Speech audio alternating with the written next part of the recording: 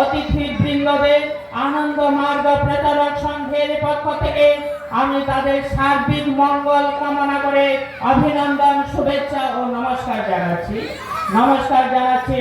যে সমস্ত আমন্ত্রিত অতিথিবৃন্দ, অভিভাবক, অভিভাবকবৃন্দ এতক্ষণ পর্যন্ত ধৈর্য সহকারে এখানে সাংস্কৃতিক অনুষ্ঠান উপভোগ করছেন, তাদের প্রত্যেকের প্রতি আমার শুভকামনা থাকলো।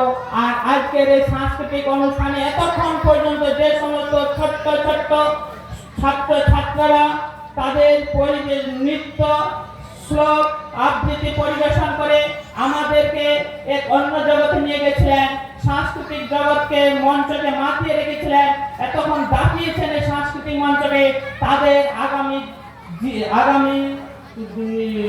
দিনের জন্য আমার রইল স্নেহাশিস, শুভাশিস, অভিনন্দন ও শুভেচ্ছা। আগামী দিনে তারা এমনি মঞ্চকে আরো বেশি দাপাক মাতিয়ে তুলুক এবং আগামী জীবনে তারা নিজেদের সুনাম সমস্ত এই মহৎপুর থেকে ছড়িয়ে দিয়ে সমস্ত জেলা, রাজ্য, ভারতবর্ষে ছড়িয়ে পড়ুক, এই শুভকামনা জানালাম। জানি এটা বক্তব্যের মঞ্চ নয়, তথাপি ছোট্ট করে বলতে চাই যে আমরা যারা এখানে অনেক শিক্ষক মহাশয়বৃন্দ রয়েছেন, অনেক যারা শিক্ষা নিয়ে চর্চা করছেন, অনেক যারা শিক্ষা নিয়ে গবেষণা করছেন, তারা শিক্ষা জগৎ সম্বন্ধে অনেক অভিজ্ঞতা সঞ্চয় করেছেন। আর সেই সমস্ত শিক্ষা দর্শন বা শিক্ষা জগতের ইতিহাসের কথা যদি আমরা দেখি, তাহলে পাশ্চাত্য দর্শনের ইতিহাসে, প্রাচ্য দর্শনের শিক্ষা জগতে অনেক মহান শিক্ষাবিদরা এসেছেন এবং দিয়ে গেছেন সমাজকে এক শিক্ষা দর্শন, শিক্ষা পদ্ধতি, শিক্ষা প্রণালী, আদর্শ ছাত্রছাত্রী তৈরি করার জন্য, আদর্শ সমাজ গঠনের জন্য।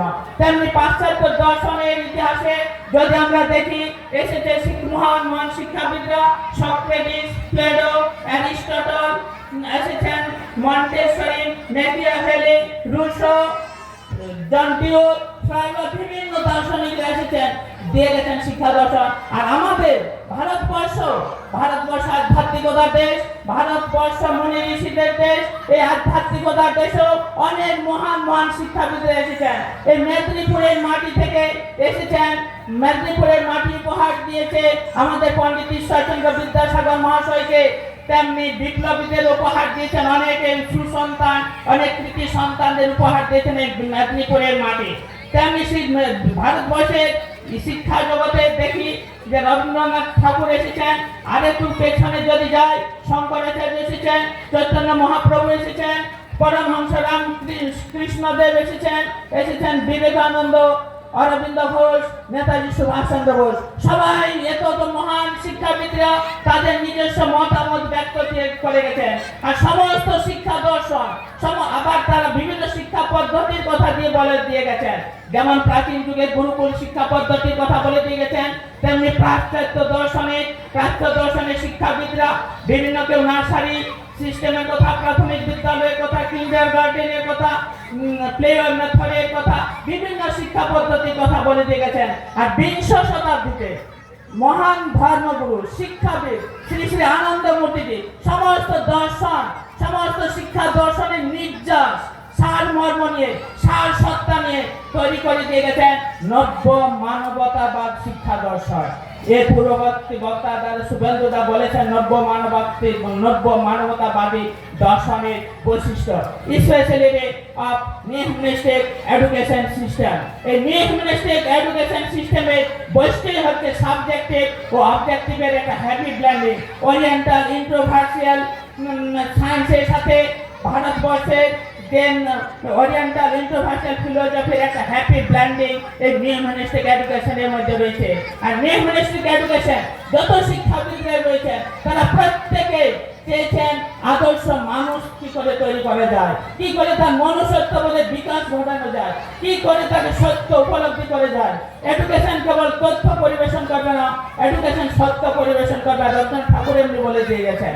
আর সমস্ত দর্শনের শিক্ষা পদ্ধতি নিয়ে শ্রী শ্রী আনন্দমূর্তিজি যে নব্য মানবতাবাদ শিক্ষা দর্শন দিয়ে গেছেন, তার love, care and respect, love for juniors, care for all the creatures of this universe and respect for all the seniors.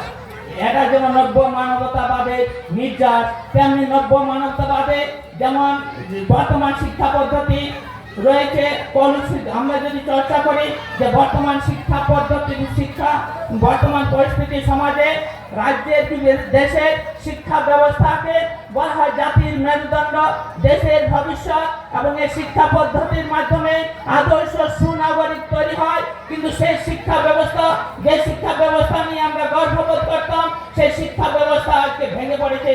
সেই শিক্ষা ব্যবস্থা ছাত্র যুবদের মেরুদণ্ড ভেঙে দিয়েছে। সেই শিক্ষা ব্যবস্থা আজকে সমাজকে কলুষিত করে দিয়েছে। তাই সেই শিক্ষা ব্যবস্থাকে আবার পুনরায় উদ্ধার করে ছাত্র ছাত্রীদের মধ্যে তার জাগরণের উদ্দেশ্য নব্য মানবতাবাদ শিক্ষার উদ্দেশ্য। তাই আমি আমার বক্তব্য লেন্দি করবো না। এই নব্য মানবতা শিক্ষায় শিক্ষিত হয়ে একজন ছাত্র ছাত্রা আদর্শ মানুষ তৈরি হবে এবং আদর্শ সমাজ তৈরি করবে, new humanistic universal cosmic society. তাই অবশ্যই ছাত্রকে সততায়, নৈতিকতায়, আধ্যাত্মিকতায়, মানবতায়, মানবিকতায় প্রতিষ্ঠিত হতে হবে এবং এটাই নব্য মানবতাবাদ শিক্ষা ব্যবস্থার বৈশিষ্ট্য। তাই সমস্ত গার্জেনদেরকে আনন্দ মার্গ স্কুলের পক্ষ থেকে, সাথে সাথে আনন্দ মার্গ স্কুলের পক্ষ থেকে আমি আবেদন করে যাব, আপনারা একজন যে বর্তমান যে শিক্ষা রয়েছে, যে উদ্দেশ্য রয়েছে ডিগ্রি অর্জন করা, ডিগ্রি অর্জন করার উদ্দেশ্য হচ্ছে চাকরি, চাকরির উদ্দেশ্যের অর্থ এটাই শিক্ষার উদ্দেশ্য না।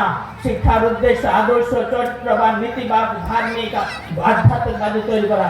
আর আমাদের ছাত্ররা প্রেয়ারে বলেছেন education is for all, we are all brothers and sisters of this universe. আর ছাত্ররা বলেছেন যে হরার মে পিতা গৌরী মাতা স্বদেশ ভুবনাত্র।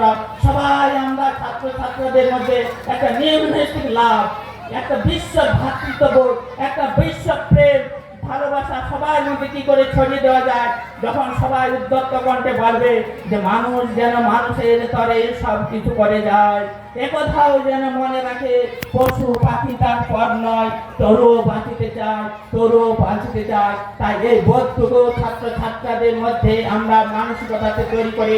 যে আনন্দ মার্গে যে এই যে গুরুকুল শিক্ষা ব্যবস্থা বা নিউ হিউম্যানিস্টিক এডুকেশনের মধ্যে রয়েছে কোনো কুসংস্কার নেই, কোনো অন্ধবিশ্বাস নেই, কোনো ভাব জড়তা নেই, কোনো জাতিভেদ প্রথা নেই, কোনো বর্ণ বৈষম্য নেই, কোনো উঁচু নিচু ভেদাভেদ নেই।